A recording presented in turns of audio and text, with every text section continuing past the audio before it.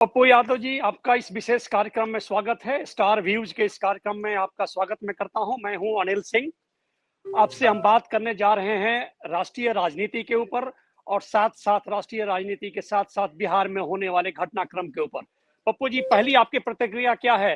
पिछले 7 दिनों से पार्लियामेंट चल नहीं रही है, पार्लियामेंट में कोई इशू डिस्कस नहीं किया जा रहा है। किस तरीके से आप पूरे दृष्टि को देख रहे हैं? अच्छा, याद करिए कोयला घोटाला जी और संचार घोटाला, एक और था निर्भया कांड। जी जी बीजेपी ने एक बार भी एक दिन भी सभा नहीं चलने दिया था। जी जी कंप्लीट रूप से गलत तरीके से कोयला घोटाला को इश्यूज बना करके मनमोहन सिंह जी को बदनाम किया गया था।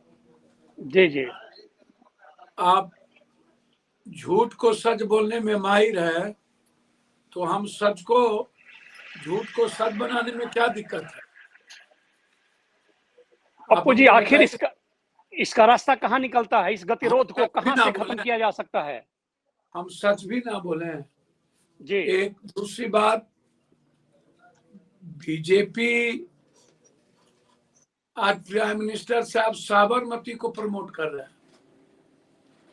जी।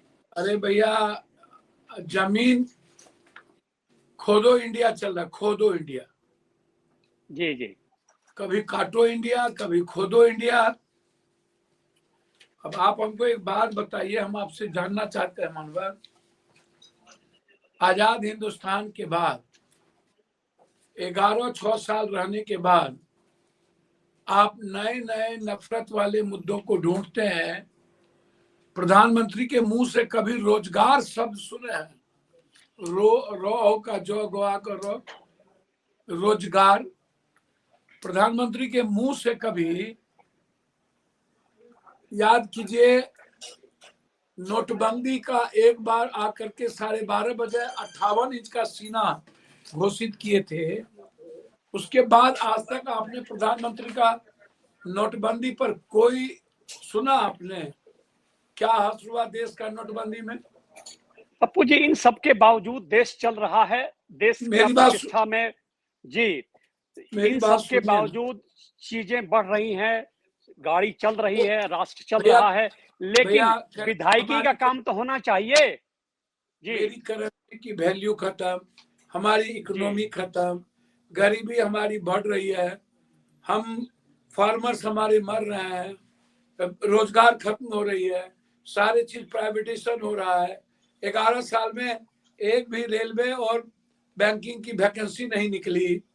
आप प्राइवेट करके सारे आरक्षण को खत्म कर रहे हैं। आप ST SC के जीवन को आप खत्म कर रहे हैं, EBC OBC के जीवन को खत्म कर रहे हैं।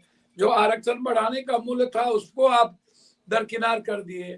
तो आप अदानी, भैया एक बात बताइए, अदानी के पीछे कौन है और EVM के पीछे कौन है?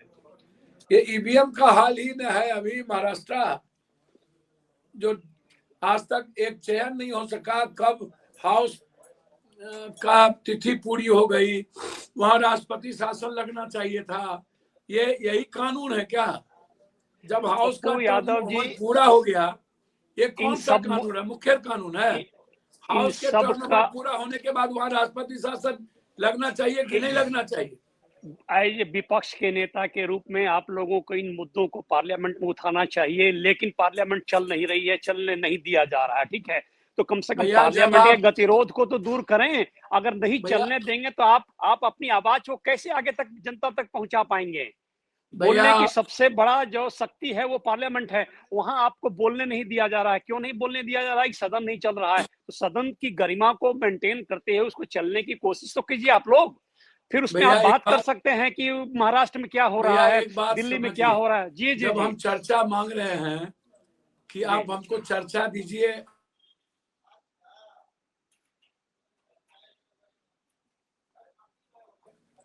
हम जब चर्चा मांग रहे हैं अनिल जी, जी जी जी पप्पू भाई, अदानी जी पर, कि अदानी जी पर इतने बड़े आरोप लगे हैं, वारंट इश्यूज हुए हैं, तो आप चर्चा करिए ना अदानी जी पर, क्या दिक्कत है? अदानी जी पर चर्चा करने में कहाँ प्रॉब्लम है? संविधान पर चर्चा क्यों नहीं करते हैं? संविधान पे चर्चा करिए। आप अदानी की चर्चा से भाग क्यों रहे? संविधान की चर्चा से भाग क्यों रहे? संभल के चर्चा से भाग क्यों रहे? क्या हुआ संभल में? संभल की ये परिस्थिति कहां से पैदा हुई? एक निचले तब सुप्रीम कोर्ट भैया ना हो तो इस देश को तो ये लोग गर्त में डाल देंगे। आप देश के टुकड़े टुकड़े करेंगे। आप हरियाणा जाएंगे तो जाट के खिलाफ माहौल पैदा करेंगे। आप पंजाब जाएंगे तो सिख के खिलाफ बोलेंगे। महाराष्ट्र जाएंगे तो मराठों के खिलाफ बोलेंगे। साउथ जाएंगे तो हिंदी के खिलाफ बोलेंगे। साउथ के आप मणिपुर जाएंगे तो मत्तों के खिलाफ बोलेंगे। आप मणिपुर को 2 साल 1 साल से 1.5 साल से ऊपर हो गया, आज तक मणिपुर जैसे स्टेट जिस प्रधानमंत्री से ना संभले, इनके पास आर्मी है, इंफ्रास्ट्रक्चर है, और इन्होंने पूरी की पूरी नॉर्थ को जलाने और जलने की पूरी आजादी दे रखी। इनको सियासत से फुर्सत नहीं, इनको हिंदू मुसलमान करने से फुर्सत नहीं, इनको नफरत पैदा करने से फुर्सत नहीं।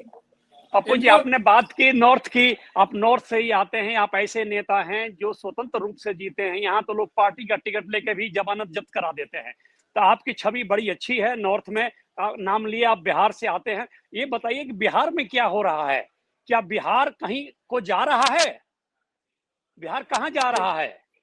देखिए, नीतीश कुमार जी, घिसी पीटी राजनीति तो बिहार से खत्म होनी चाहिए, मेरा मानना है जी। मैं समझता हूँ, हमसे बेबाक और व्यक्तिगत पूछिएगा, नीतीश कुमार जी हमारे व्यक्तिगत रिश्ते अच्छे हैं जी, लेकिन नीतीश कुमार जी अब उस उम्र और उस विवेक के से परिपूर्ण नहीं रहे जो बिहार के 13 करोड़ जनता के लिए वह स्वतंत्र होकर के कोई निर्णय ले पाए या उन पर हम गर्व कर पाए।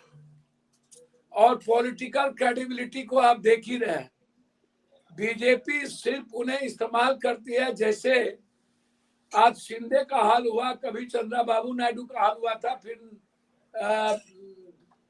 इनके अभी जो मुख्यमंत्री थे वाईएसआर रेड्डी का हाल हुआ। बीजेपी के साथ जो गई क्षेत्रीय पार्टी को इन्होंने बर्बाद किया, खत्म कर दिया।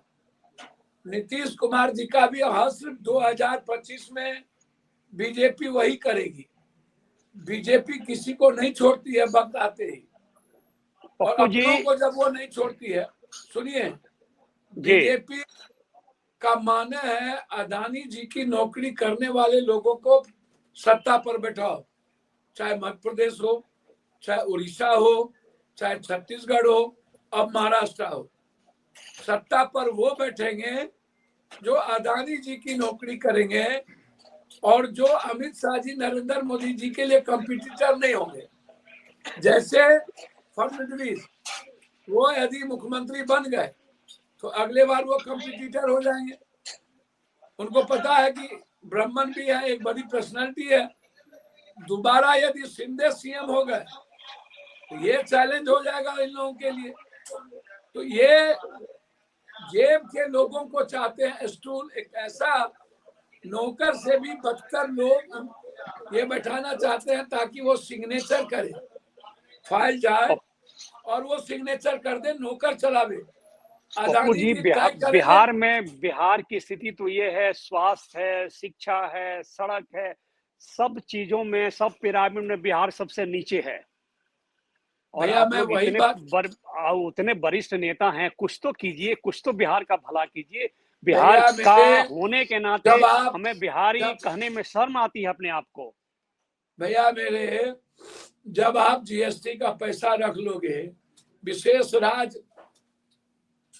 गांधी मैदान में बोलकर नहीं दोगे, 5,000 करोड़ रुपया बाढ़ का आप नहीं दोगे, विशेष पैकेज नहीं दोगे, पटना यूनिवर्सिटी आप नहीं दोगे, इंफ्रास्ट्रक्चर आप नहीं देंगे, कितना एयरपोर्ट आप यूपी में जबरदस्ती बना लिए, और हम लोग लड़ के एक पूर्णिया अभी लिए। लगातार लंबी लड़ाई कब से चल रही है, आप बाढ़ से निजात के लिए आज तक हम लोग की लड़ाई हुई, आप कब दे रहे हो भैया? आप बिहार को सिर्फ राजनीतिक इस्तेमाल करते हो। देखो, जब हिंदू मुसलमान मंदिर मस्जिद जब जिंदा है तो डेवलपमेंट करने की इस देश में जौहरी कहाँ है? मैं तो वही कह रहा हूँ। और अभी तो पप्पू जी सबसे बड़ी बात यह है कि आप लोग पार्लियामेंट को चलने दीजिए, आपकी आवाज पहुंचे पूरे देश में, आपकी आवाज पहुंचना आवश्यक है। ये जो आप बोल रहे हैं, इससे ज्यादा पावरफुल बातें आपकी पार्लियामेंट में होगी। तो पार्लियामेंट को चलने दीजिए, कानून बनने दीजिए, कानून पर बहस कराइए, लोकतांत्रिक परंपरा को जिंदा रखिए। पप्पू जी, हम आपसे भविष्य में और भी बात करेंगे। पार्लियामेंट चल रहा है, 20 तारीख तक पार्लियामेंट है, बीच में हम आपसे मिलेंगे, आपसे बात भी करेंगे। आप स्टार व्यूज के कार्यक्रम में आए, आपका हार्दिक धन्यवाद। Thank you so much.